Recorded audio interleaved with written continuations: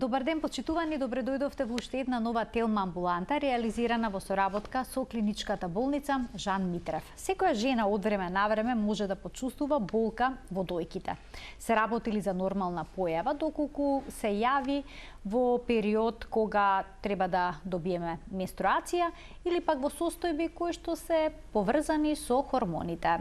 Во кој случај станува збор за безопасна болка, а кога болката во дојката е сигнал, односно симптом на некоја болест. За сето ова детално од интервјуто со гостинката која што со мене во студиото на Телма, а тоа е доктор Мимоза Толевска, специјалист по радиодиагностика во Жан Митрев клиник. Добре ни дојдовте. Добро ве најдов. Жените знаат да се пожелат дека дојките им се пречувствителни или пак дека имаат болка на допир во предменструалниот синдром во ПМС велат. Кога се или пак кога ќе добијат менструација? На што се должи овој проблем? Така. Болката е еден општ поим, значи болка имаме во... Мислам дека на планетава не постои човек кој што не почувствувал болка. Значи болката може да биде локализирана во било кој дел од телото, а денеска ни е темата, нели, болка во дојките, така да ќе се задржиме на тоа. Всушност, болката во дојките може да биде со различна природа. Значи, може да биде со потекло, што велиме ние, екстрамамарно, односно надвор од дојката, или пак потеклото да е во самата дојка, односно мамарно потекло. Болката најчесто се јавува кај жени кои што се во репродуктивниот период, односно жени кои што имаат нормален менструален циклус, значи сето тоа трае се до перименопаузата, кога ќе пациентката веќе доаѓа до промена во самиот хормонски статус и болките понатаму ќе објаснам како би изгледале во тој период. Значи, кога зборуваме за пациентките кои што се во репродуктивниот период, всушност постои еден хормон кој што се вика пролактин и предизвикува цикличка промена во жлезденото ткиво на дојките, бидејќи при самото негово лачење предизвикува поголема осетливост на тие рецептори естрогенски и прогестеронски рецептори во самите дојки и секој месец во точно одреден период се појавува таа болка, која што спонтано се појавува и спонтано исчезнува. Таа е така наречена циклична болка. Освен цикличните болки, постојат и нециклични болки, можеме да ги објасниме покасно, но во случајов со вашето прашање, значи зборуваме за циклична болка која што се појавува секој месец и пациентките се многу често вознемирени, точно, се јавуваат на лекар, но кога ќе слушнеме дека се работи за повторување во секој месец, дека на ист начин спонтано се појавува по добивање на циклусот истиот ден или наредните ден-два, исчезнува спонтано без никакви траги после тоа, знаеме дека се работи за состојба која што всушност доаѓа во прилог заради хормонскиот статус кај пациентката, односно добивање на менструалното крварење. Секако не исклучуваме и преглед нели кај самата пациентка, за да бидеме нели сигурни дека не се работи за некоја патолошка состојба во дојките, но во случај кога би биле дојките без била каква патологија, во тој случај значи зборуваме за таа циклична болка која што поминува и спонтано исчезнува. А што е со жените кои што ќе влезат во менопауза? Кај нив нема болка во дојките? Може да се јави поради хормонските промени на женските хормони? Так, значи во самата перименопауза, значи времето пред менопаузата и во самата менопауза, повторно жените како чувствителни, нели, личности, чувствуваме секаков вид на промени, поготово кога се работи за хормонскиот статус. Значи, иако тој се менува, не е ист како во репродуктивниот период, повторно може да се појави без разлика тоа што тие немаат веќе редовни циклуси, односно и воопшто немаат циклус, и повторно ги подложуваме сепак за прегледи кои што нели си одат по еден алгоритам кој што ние радиолозите нели им го диктираме и исклучуваме дека се работи за некоја патолошка или пак воопшто не постои некоја патолошка состојба воопшто во дојките. Бидејќи самата болка, дали жената во репродуктивен период или се работи за во состојба на климакс, самата болка може да биде предизвикана и од надворешни фактори, значи екстрамамарна природа. Не мора да е природата за болка во самата дојка. Што сакам да кажам? Значи, пациентките се јавуваат на лекар секогаш вознемирени и сплашени за самата болка. И за среќа, или за жал, ќе објаснам зашто така викам, таа болка е причината за да се појават на лекар и ние со тоа всушност можеме да откриеме рано некоја патолошка состојба во дојката, а ако истите таа болка не ја почувствувале, значи не би ни дошле на лекар, да. Неретко имаме пациенти кои што чекаат првен појава на грудка, појава на болка, па дури тогаш се јавуваат на лекар. Болка во дојките се јавува и за време на бременоста. Дали се тука исто така хормоните клучната причина? Да, овдека исто така се причина хормоните, со тоа што ако го поделиме периодот во кој што жената е бремена во 3 тромесечја, во првото тромесечие секогаш е болката најголема. Имаме бујање на жлезденото ткиво, волуменот на дојките се менува, ете така, и пациентките дури и така некогаш се доаѓаат до сознание дека тие се всушност бремени, да. Меѓутоа нека не се ослонуваат секако на тој симптом, него треба да си се појават кај гинекологот и таа болка највеќе значи во првиот триместар, затоа што настанува еден хормонски дисбаланс, односно баланс, бидејќи телото се припрема за детето кое што го носи таа жена, до 9-тиот месец, кога треба да веќе се породи и повторно се враќаме на она стара состојба како во претходното репродуктивниот период пред состојбата на бременост. Сето тоа се состојби кои што се причинети од хормонскиот статус на пациентката, хормонскиот баланс или дисбаланс, тоа се промени кои што се циклички се појавуваат во одреден месец или нециклични, односно не се поврзани со самиот циклус. Убаво да се спомене, не само кај трудниците, не само кај во перименопауза и во репродуктивниот период, воопшто жената секогаш може да чувствува болка во градите. Таа болка не мора да значи дека секогаш е причината во самите гради. Споменавте дека надворешни фактори може да ја предизвикат. Кои се тие? Так.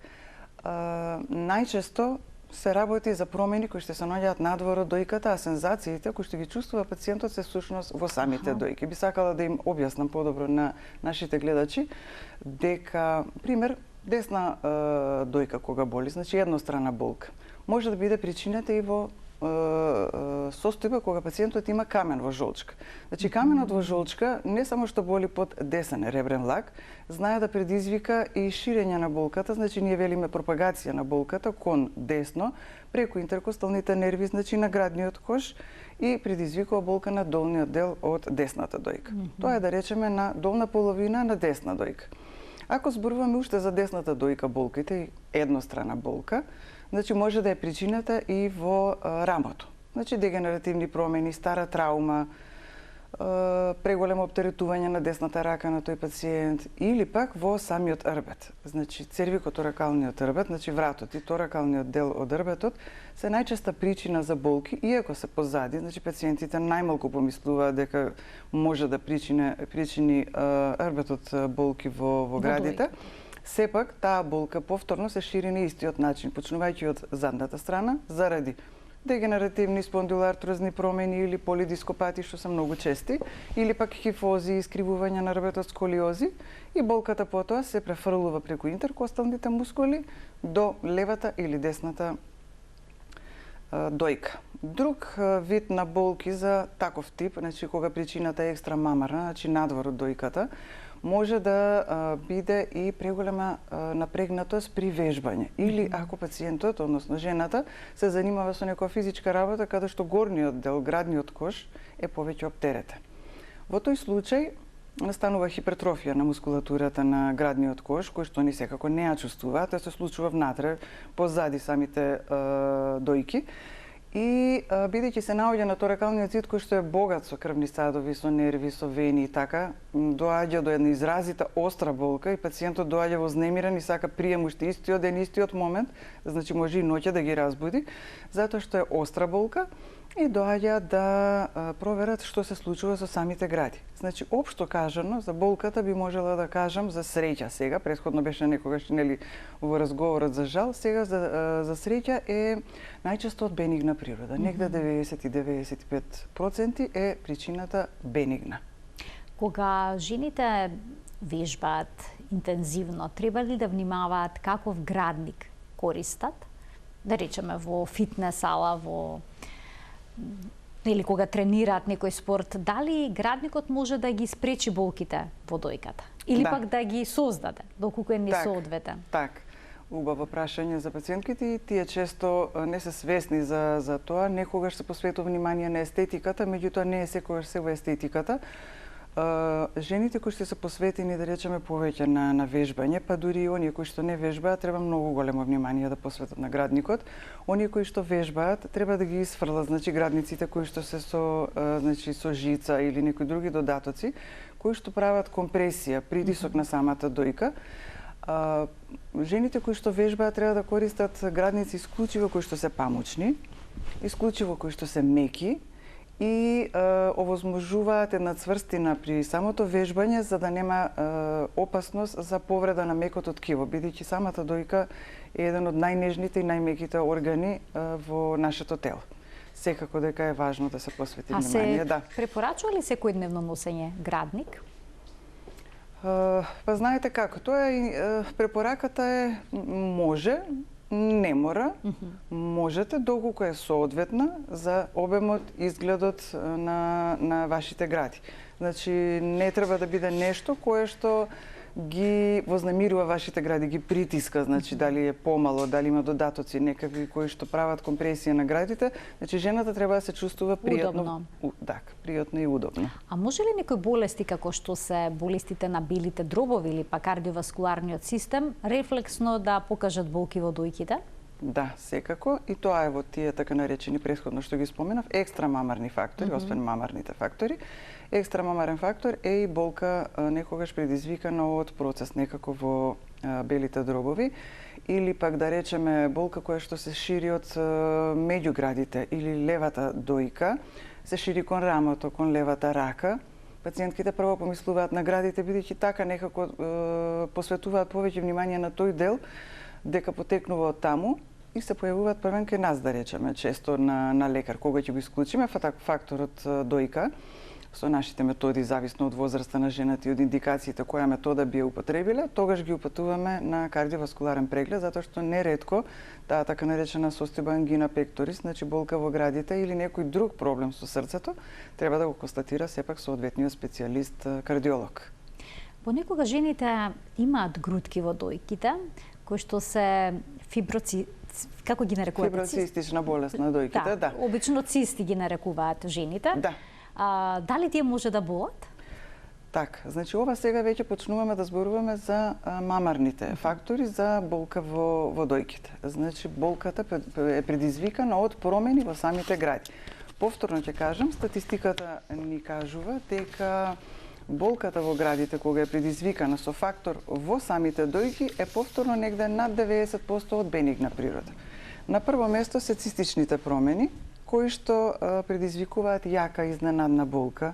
Пациентките може да напипаат тумефакт, значи туморозна промена под прстите ја чувствуваат доколку се наоѓа површински. Некогаш не може да ја напипаат ако се работи за големи дојки или се наоѓа подлабоко цистата, или пак ако е помала. Значи, циста која може да се напипе и е поповршински, најмалку би требало да биде 10 мм, за да може пациентката да ја напипе. Што би напипала? Би напипала мазна структура, која е подвижна под прстите, болна е некогаш на притисок, тогаш може би е и воспалена, и тоа е причина секако да се јави на лекар. Но морам да споменам за пациентките дека има неколку типа на цисти, комплетно чисти, бенигни цисти, се оние кои ние ги нарекуваме симплекс, прости цисти. Но постојат цисти кои што се комплексни, значи во својот состав имаат еден дел кој што ние го викаме солиден, и тој не секогаш можеме да кажеме при првиот преглед на пациентката на ехо и да ја кажеме дека тоа е бенигна промена и дека нема никаков проблем да биде. Комплексните цисти се баш онака како и самиот назив нивен кажува, комплексни. Таа солидна компонента во нив е потребно со додатни дијагностички методи да се подвргне за да бидеме ние сигурни дека таа циста можеби нема некој дел кој што не е комплетно бениген. Тие се најчести, значи цистичките, дури статистички мора да подкрепиме нели тоа што зборуваме дека секоја 14-та жена се смета дека има барем една циста во градите. Што е релативно често. Што е релативно често. А за жал, уште почесто се карциномите на дојка, па кои статистички во споредба со цистиве, сакав да направам една компарација, секоја 8 или 9 жена може да заболи од рак на дојка. А дали карциномот на дојка боли? Така. Велат, жените не боли, ако напипаш некоја промена која што боли, не треба да се плашиш. Има ли вистина во ова или е неточно? Во најголем процент, значи, карциномот не боли. За жал. Тука веќе можам да кажам за жал не боли. Кога тој би болел во рани стадиуми, би било многу добро и порано би ги откривале карциномите кај пациентки кои што не сегуваат на редовни прегледи. Кога пациентката поседува карцином на дојка и чувствува болка, тоа е толку многу мал процент. Остатокот на пациентки ќе почувствуваат болка кога веќе тоа е многу зголемен, да, зголемен, дури може и да е метастазиран, палпабилен, многу е исто на палпација голем и знае да биде безболен до поголема димензија, а пациентката да не е свесна дека истиот нели го поседува. Затоа се тие диагностички методи кои што ние постојано нели ги образложуваме, ги споменуваме и ги применуваме на нашите пациенти за диагноза. Денеска ќе ги појасните сите методи, ќе започнеме од прегледот кој што е потребно да се направи доколку жената чувствува болка.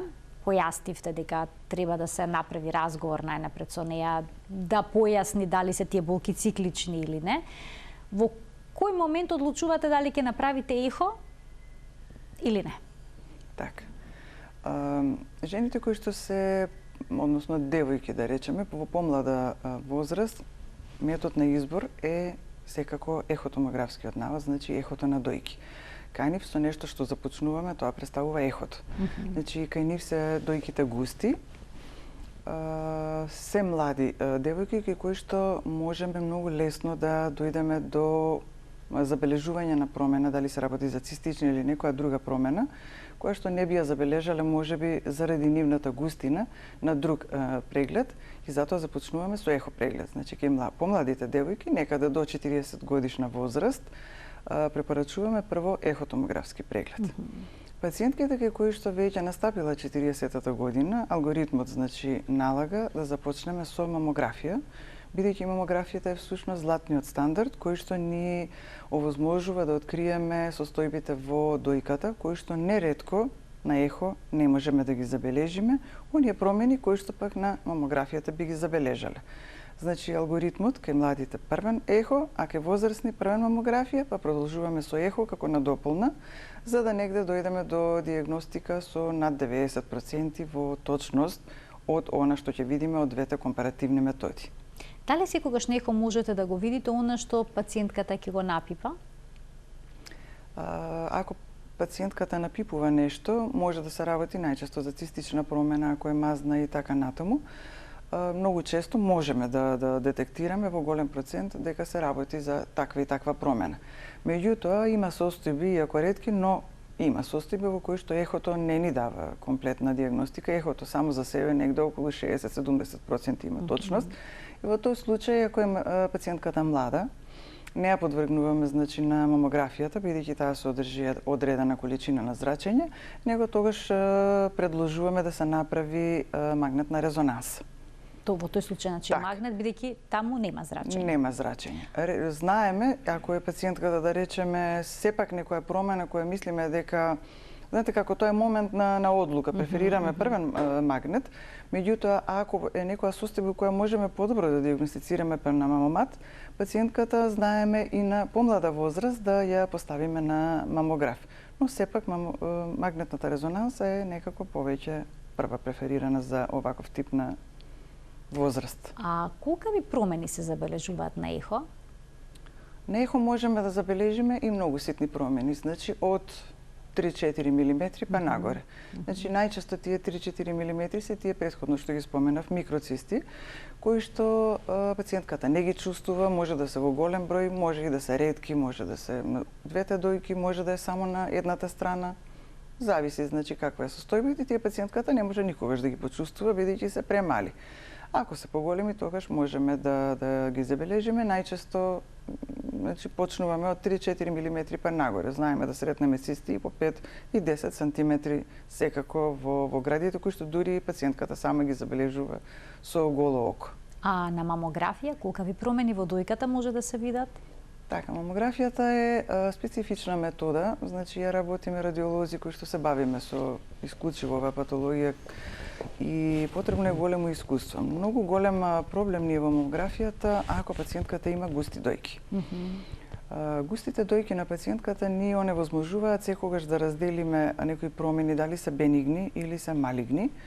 За среќа, во нашата клиника веќе имаме и нов тип на мамографија, тој така наречен 3D мамограф, односно томосинтеза, каде што и за густите дојки добиваме една голема информација, бидејќи самото мамографско снимање на 3D е снимање на 1 милиметар, значи имаме голем број на слики за краток период. Се прави, значи малку е подолго во однос на 2D мамографијата. Снимањето трае малку подолго, но тоа е незначително. Исто така и со незначително малку поголемо зрачење. Дозата е, значи, дозволена, не предизвикува штета, а користа е преголема, затоа што оние промени кои што ги гледаме на 2D мамографијата, кои што ги има пациентката, како што споменав, поготово со густи дојки, знаат да се препокријат, ние велиме суперпонираат. И тогаш не можеме точно да разделиме таа промена дали се работи за цистична, дали е добро ограничена, дали има, како што ние велиме, спикули и е малигна. Но 3D мамографијата многу често тука ни расчистува уште самата изведба кога ќе се направи, кога ќе погледнеме сликата, ни разделува промената и можеме веќе со голем процент да тврдиме дали е таа сумнителна и треба понатамошен третман или диагностика, или пак се работи за комплетно бенигна промена, затоа што ги разделува промените кои што претходно на 2D мамографијата се разделуваат. Убаво е кај 3D мамографијата да споменам дека има опција да се направи во ист момент и 2D и 3D. Така да во комбинација на овие две опции кои што ги има самиот мамомат, добиваме голема информација и добробит како за нас, така и за пациентот, многу порано да дојдеме до одговорот кој што секако нели го бараме. Споминавте 3D мамографија, 2D мамографија, има и аналоген мамограф, дигитална мамографија, значи не е сеедно со каков мамограф ќе се снимиме. Воопшто не е сеедно со каква техника значи се работи. Аналогната мамографија веќе заминува во историјата. Таа беше првата, сепак нели напредува техниката, напредува секако и мамографијата.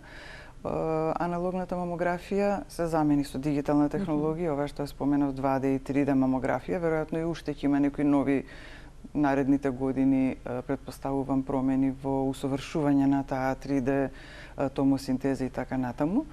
Аналогната значи е нешто што мислам дека и многу малку апарати во Македонија останаа такви, се премина и на набавка само на дигитална апаратура, затоа што ние овозможено поголем увид на промените во самата дојка, да.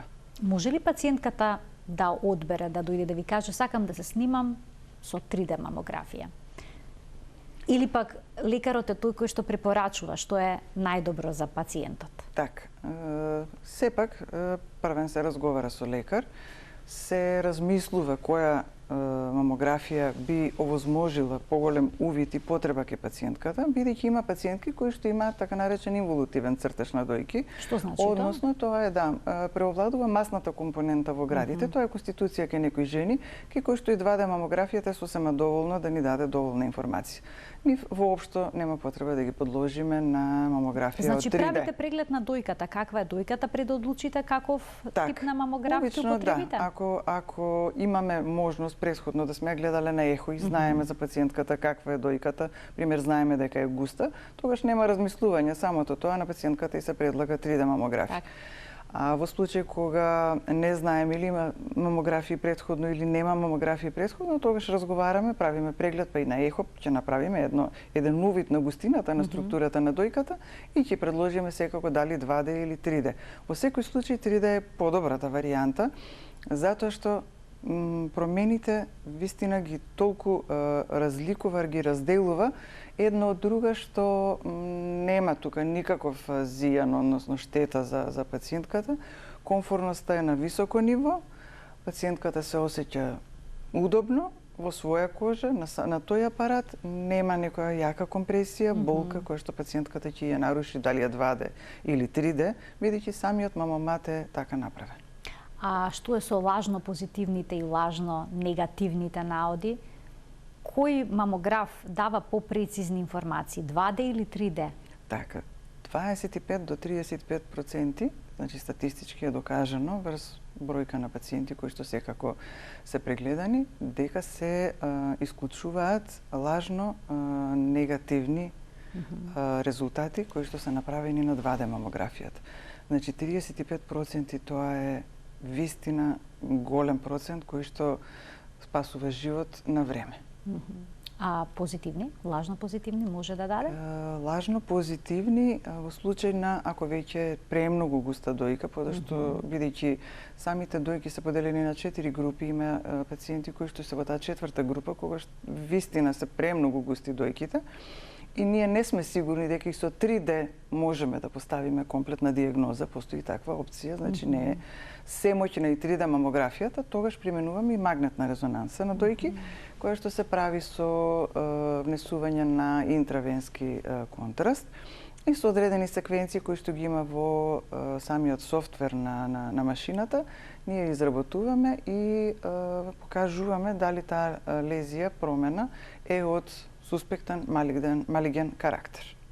Тука ќе пуштиме еден блок реклами, докторке, а веднаш потоа ќе продолжиме со разговорот во вториот дел од емисијата. Почитувани, добре дојдени се и вашите прашања. Останете на Телма. Со доктор Мимоза Толевска, специјалист по радиодиагностика во Жан Митрев клиник, денеска зборуваме за болката во дојките и начинот на диагностика на проблемот што ја предизвикува болката, но исто така разговараме и за превентивните прегледи кои што се неопходни, односно за скринингот, за навремено рано диагностицирање на карцином на дојка. Од овој момент можете да се вклучите во програма на телефонскиот број 3076 677 и да поставите прашање на темата на која што зборуваме со докторката. Докторке, како изгледа самиот преглед на мамографија? Дали е непријатен, дали е болен? Како се поставува дојката, доколку е мала или пак е премногу голема? Може ли тоа да е проблем? Така. Ги споменавте аналогните апарати, тогаш беше поголем проблем да се изведе тоа на помали или многу поголеми дојки. Сега дигиталната апаратура со себе има за можност за употреба и различни плочи на кои што ја поставуваме дојката, значи и за поволуминозни поголеми дојки, како и за многу помали дојки, значи точно да се направи вистинската компресија и вистинската поставеност на дојките на тие плочи. Значи, воопшто не е никаков проблем големината на дојките, дури сликаме и оперирани дојки, каде што има и мастектомија. Од страната, значи, од страната, каде што има мастектомијата, инсистираме колку е можно да се офати тој дел од ткивото, бидејќи мамографијата ќе ни даде голем одговор ако нешто се случува во смисол на рецидив, односно повторна промена на карциномот на таа страна, освен ехопрегледот, тука мамографијата воопшто мислам не ја исклучуваме ако е дојката оперирана. И постојат значи и плочи кои што се поголеми кај поволуминозни дојки и комплетно ја офаќаме целата дојка без никаков проблем.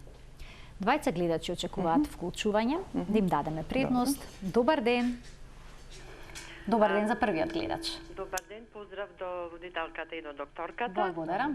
Едно прашање до докторката. На ехо ми е најдено масно ткиво на едната дојка. Сега то дали треба да се отстрани или шо понатаму?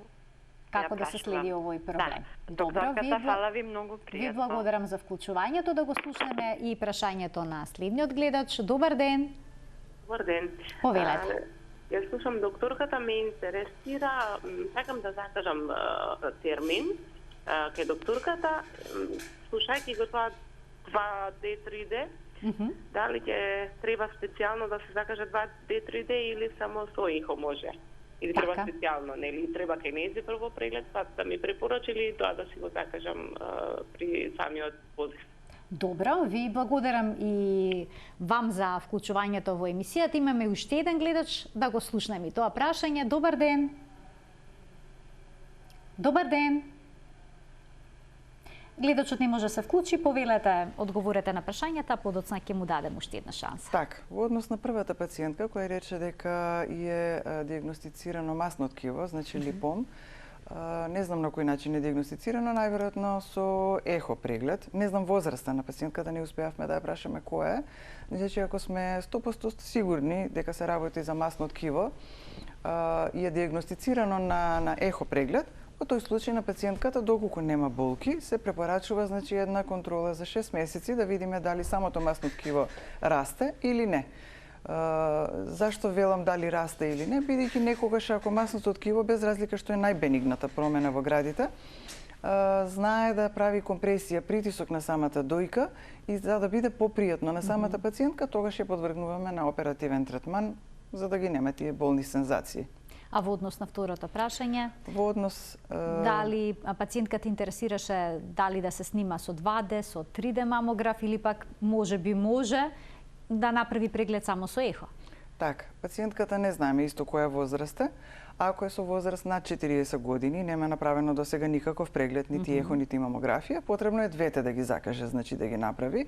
А типот на мамографијата во моментот кога ќе дојде ќе одлучиме дали е за 2D или 3D.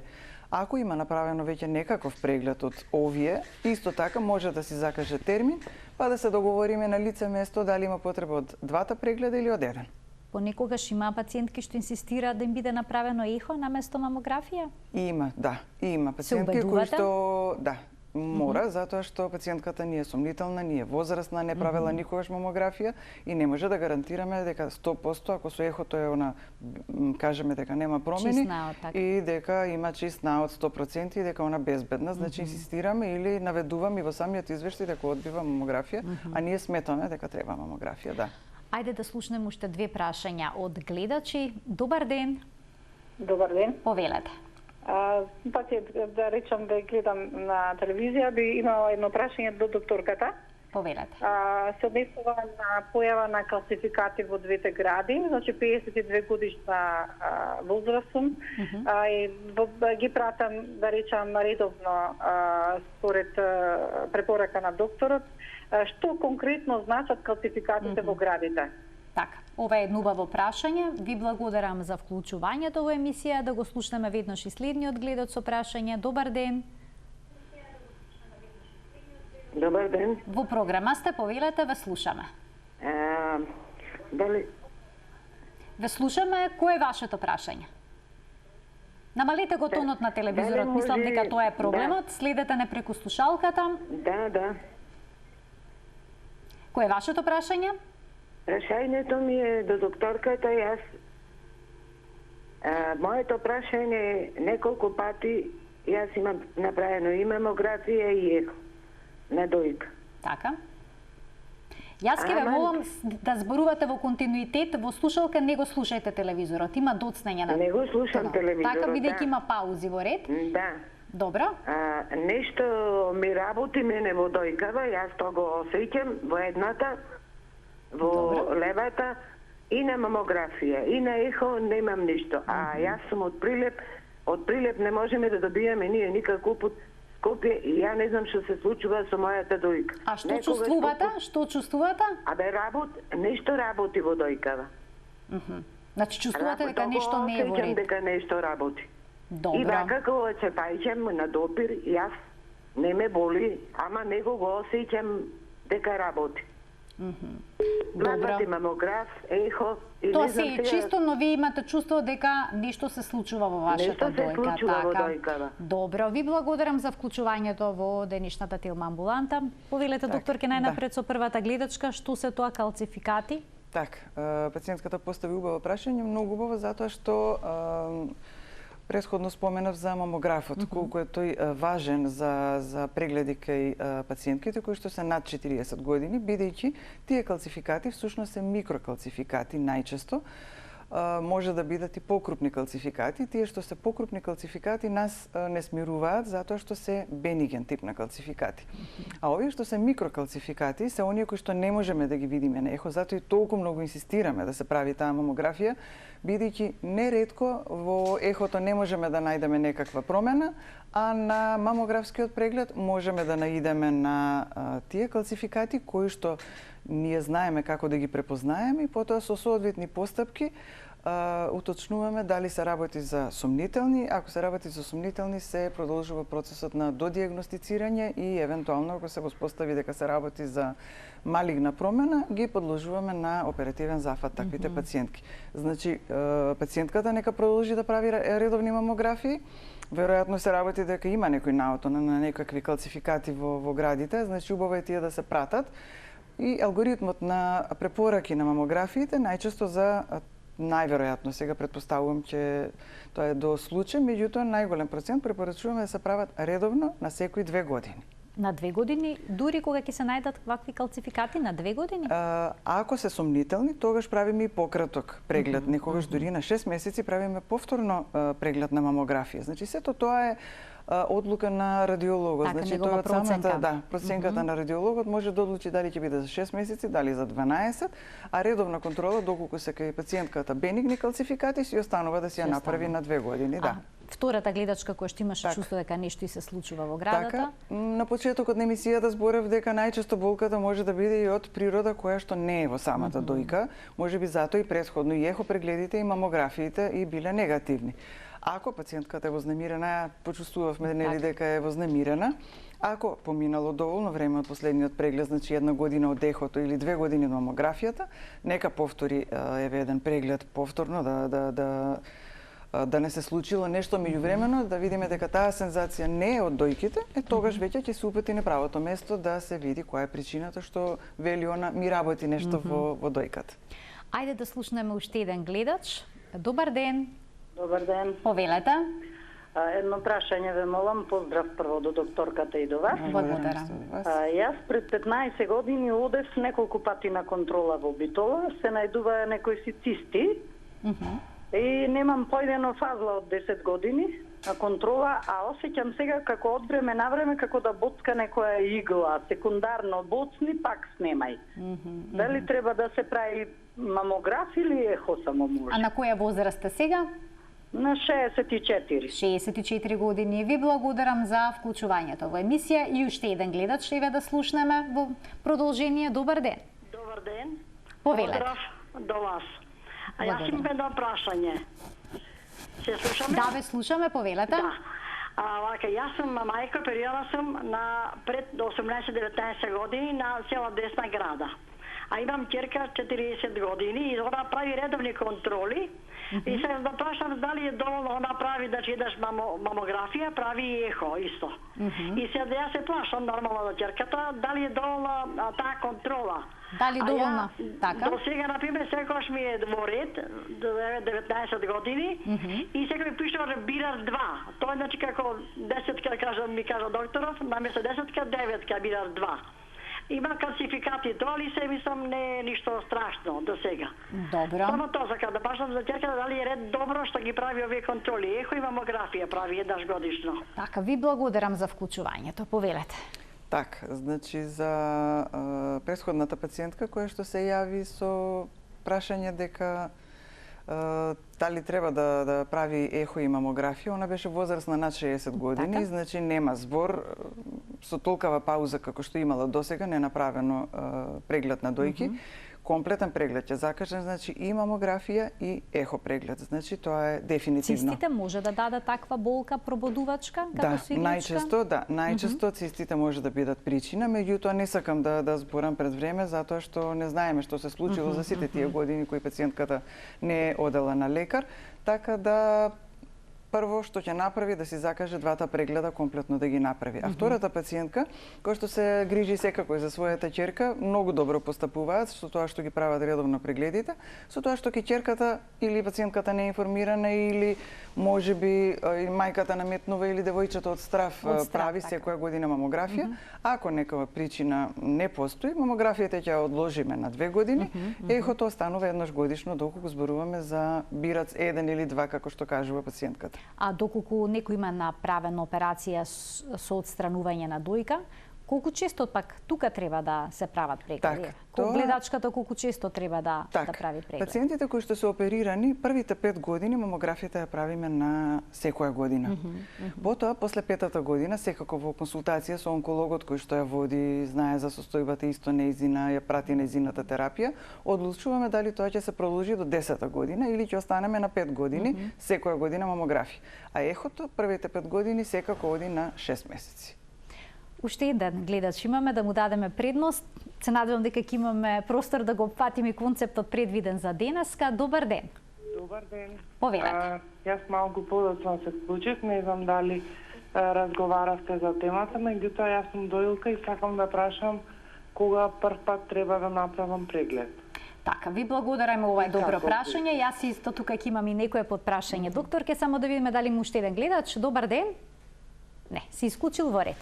Значи, кога некој, откако жената ќе се породи и ќе почне да дои, кога треба да биде првиот преглед и што доколку се јави црвенило на дојката, односно црвенило на кожата на дојката и топлина проследено со температура, односно маститис, дали може да остави некакви последици по здравието на дојката? Така, значи пациентките кои што веќе дојат, не чувствуваат некаква промена и претходно имаат направено ехо преглед, значи кај нив може да почекаме кога ќе прекине со доењето, да си направи комплетен преглед, значи едносно ехо на дојка, пошто претпоставувам дека е помлада возраст од 40 години. Така, има пациентки кои што пред самата бременост сакаат да си проверат и си доаѓаат и тогаш си го прават ехо прегледот да си бидат безбедни, потоа влегуваат во бременост и не прават преглед ако било и претходно. Чисто си доаѓаат исто така после завршување на доењето. Пациентката не спомена дека има проблем. Ако не напипува грудка или некаков друг проблем, може да почекаме истата да заврши со доењето, да потоа дојде на ехо преглед. Но ако нешто чувствува дека не е како што е нормално или како што е на другата страна од дојката друга, во тој случај ќе таа пациентка воопшто не смета да се појави на преглед, значи правиме ехо и на жени кои што дојат и на жени кои што секако се во состојба на бременост, тоа воопшто не смета нити за нив, нити за плодот. Маститисот дали е некаков ризик фактор? Маститисот, ако се појави кај доилки и маститис кој што не се појавува кај доилки, тоа е голема разлика. Да, убаво би било и за тоа малце да го разделам како патологија на дојка. Пациентки кои што дојат и имаат маститис, тоа значи дека имаат црвена дојка, болна дојка, тврда дојка, затоа што може би форсирале детето да го дојат само од едната страна, другава малку ја подзапоставиле.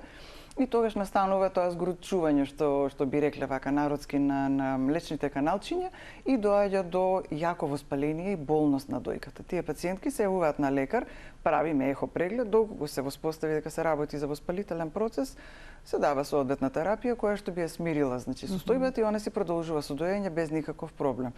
Но ако пациентката не дои, се појави црвенило, теченост на дојката наеднаш за краток период, значи неколку часа, еден ден, неколку дена и се влошува, хитно треба да се појави на лекар, затоа што имаме состојби на инфламаторен, значи воспалителен маститис, значи кога е воспалението предизвикано од бактерија, или пак имаме за жал состојба која се вика карциноматозен маститис, кој што е инвазивен, значи маститис кој што е малиген и има за жал многу брз развој и мораме брзо да примениме дијагностички процедури како и за другиве методи претходно, за другиве промени кои што зборевме. Секако дијагностиката е многу важна и понатамошната, не само мамографија, ехо или магнетна резонанса, за да бидеме сигурни дека се работи само за бениген маститис, а не за карциноматозен маститис, кој што пак ќе повторам е многу брз и пациентката не треба да чека во ваква состојба.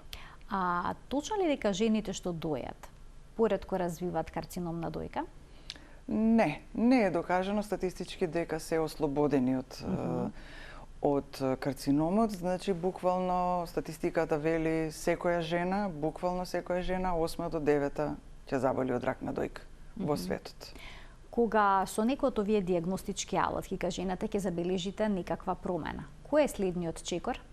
Така, ако забележиме промена која што, да речеме како на почетокот на емисијата што споменав цистична, во тој случај потребуваме метода така наречена тенкоиглена биопсија.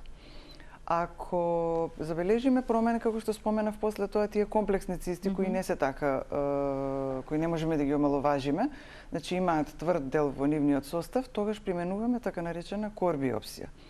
Значи во нашата клиника се прават биопсиите, значи каде што зависно од промената што ја гледаме, дали е цистична или се работи за промена која што е тврда или со сомневање за малигнитет, применуваме кор биопсија.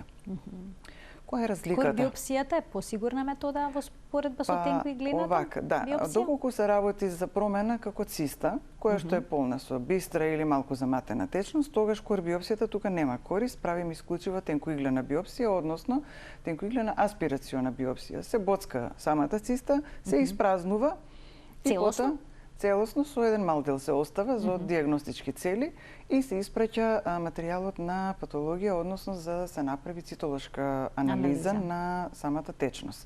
Ако таму добиеме дека промената е бенигна, значи класификациона група 1, завршуваме тука со пациентката, бидејќи нема нити сензации на болка, цистата е испразнета и сме докажале дека истата е бенигна.